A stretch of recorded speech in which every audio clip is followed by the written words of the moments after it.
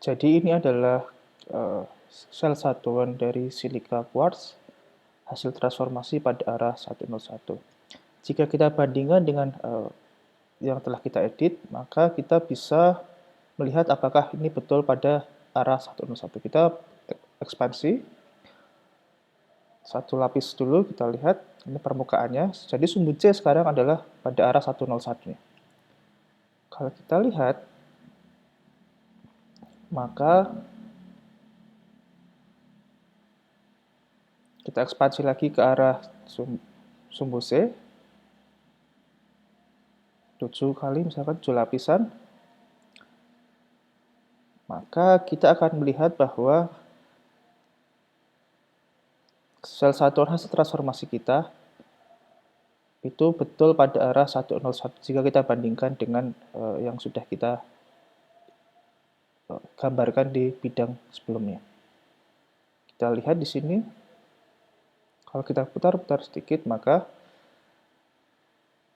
terlihat bahwa ini yang telah kita transformasikan.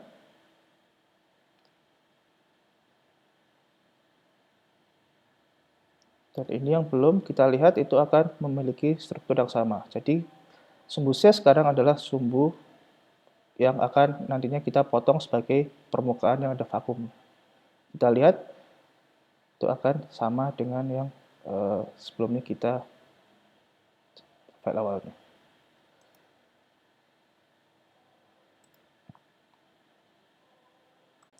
Setelah kita yakin dan kita visualisasikan, kita bisa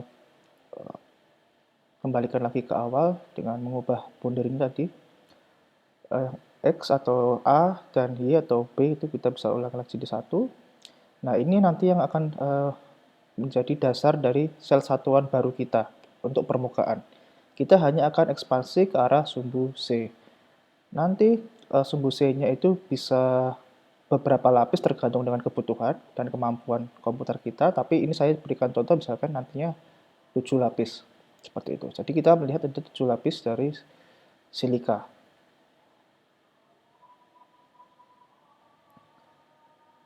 Nah, setelah kita nanti yakin sel satuan kita seperti ini, kita bisa simpan menjadi file yang nantinya akan kita pakai selanjutnya.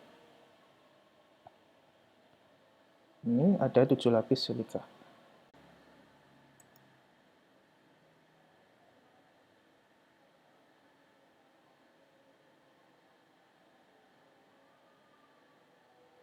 Oke, kita bisa simpan. Nah, untuk menyimpannya itu dengan menggunakan export data, bukan save as. Export data. Kemudian ada beberapa pilihan ekstensi. Ada XYZ, kemudian ini yang paling standar untuk XYZ, atau kalau permukaan ini lebih enak nanti dengan format FAST. Dan kita bisa rename sesuai dengan namanya. Silika CO2 101 dalam format FAST. FAST itu adalah salah satu software material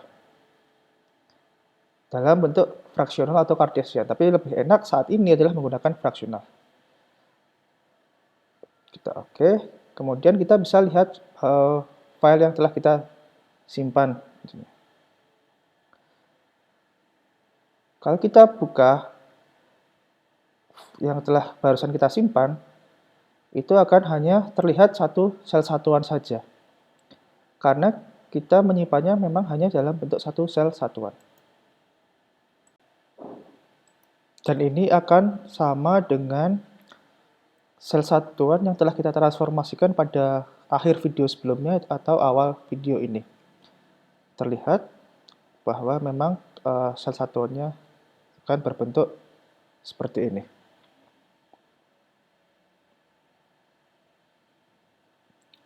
Nah, kita bisa juga lagi-lagi ekspansi saja ke arah sumbu Z atau sumbu C. Berbeda dengan sebelumnya, saya coba saja pakai misalkan 8 satuan atau 8 kali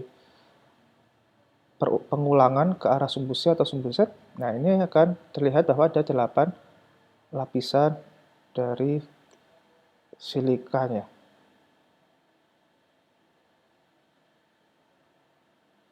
Tapi ini hanya kita memvisualisasikan ekspansinya.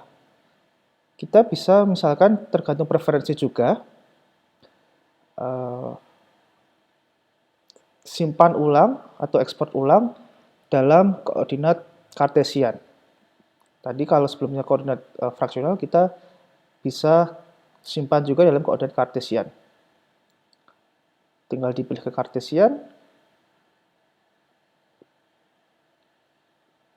Oke, jadi nanti FASP-nya itu akan menghasilkan visualisasi yang sama tapi dengan jenis yang berbeda koordinatnya. Kalau yang sebelumnya ini dalam koordinat fraksional, yang ini adalah dalam koordinat Kartesian. Bedanya hanya di situ saja. Kita buka yang file Kartesiannya, apa yang bisa kita lihat di sini. Kalau kita buka dengan menggunakan software text editor, terserah menggunakan apa, ini adalah struktur dari input file FASP untuk strukturnya saja, atau kita sebut biasanya adalah postcard. Terdiri dari 2 bagian biasanya. Bagian pertama ini adalah vektor lattice-nya, vektor kisinya. Ada 3 baris. Kalau untuk FASP itu menggunakan konvensi vektor baris.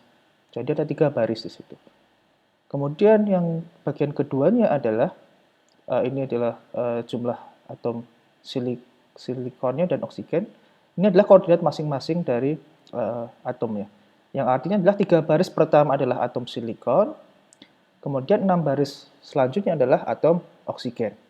Di sini ada total 9 buah atom di dalam satu sel satuan dari silika quartz yang telah kita transformasikan. Ini koordinatnya dalam koordinat Kartesian. Kita keluar sebentar, kembali ke Vestanya. Nah, sekarang kita ingin mentransformasikan menjadi 8 lapis yang ingin kita gambarkan. Ini hanya ada 1 unit sel, sebetulnya ini visualisasi saja. Visualisasi boundary kalau kita ekspansi menjadi 8 lapisan atau 8 perpanjangan 8 ke arah sumbu C. Nah, kita kembalikan saja ke awal, 1. Kemudian, ini adalah unit selnya. Kita atur-atur dulu. Nah, unit sel seperti ini tanpa ada atom di luar boundary-nya. Nah, untuk mengekspansi menjadi 8, kita harus edit data. Tapi yang diedit adalah transform, kemudian, nah hanya pada arah C-nya saja, vektor kolom ketiga, 8 misalkan. Yes, kemudian source atoms, oke. Nah ini nanti akan menjadi sel satuan yang terdiri dari 8 buah lapisan. Ekspor lagi, kemudian di rename. Kita lihat apa bedanya dengan sebelumnya. Nah, kalau kita buka file yang sama, tadi hanya ada 6 oksigen dan 3 silikon, sekarang ada 24 silikon dan 48 oksigen. Artinya itu diekspansi sebanyak 8 kali dari yang sebelumnya. Karena kita melakukan edit data di unit cell. Kalau kita tidak melakukan edit data, maka kita hanya menyimpan unit cell-nya tadi pada keadaan terkecil, yaitu 3 dan 6 oksigen. Kita lihat ini adalah unit selnya. Kalau kita lihat ke pestanya, totalnya berubah dengan yang sebelumnya. Jadi ini unit selnya sekarang yang baru. Nah, untuk membuat permukaan dengan vakum, kita edit file Cartesian yang telah kita simpan, dan kita edit baris ketiga dari vektor lattice-nya menjadi secara sederhana adalah baris pertama itu 0 saja, kolom kedua adalah 0, yang ketiga kita bisa taruh 50 angstrom di situ. Karena kita hanya ingin ekspansi pada arah sumbu C-nya. Jadi sumbu A dan B ditetapkan. Kemudian kalau kita buka file hasil editnya, maka ini akan menjadi file permukaannya. Lihat, kita akan melihat bahwa ini adalah permukaan silika 101 yang terdiri dari bagian permukaannya dengan adanya vakum di atasnya. Nanti ini bagian permukaannya di sini, bagian interface-nya antar mukanya. Kemudian di atasnya itu adalah bagian vakumnya. Nanti yang bisa kita letakkan molekul atau atom atau yang lain-lain, misal. Di sini ada permukaannya, kemudian di atasnya itu adalah vakumnya. Ini adalah vakumnya. Kita bisa putar-putar. Unit cell-nya adalah unit cell miring seperti ini. Bentuknya seperti belah ketupat kalau A dan B-nya, ekspansi A dan B-nya. Kita juga bisa visualisasikan pada ekspansi arah